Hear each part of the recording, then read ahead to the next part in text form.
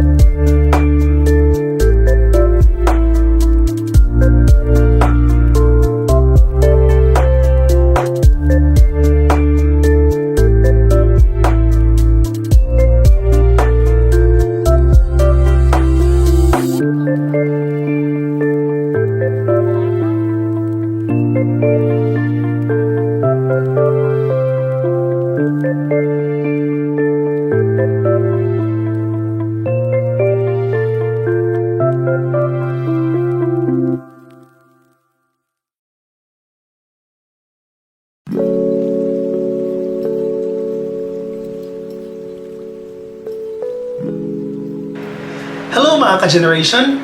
Please subscribe to my friend Architect Gerald Patrick on his channel, Architect Studio. God bless!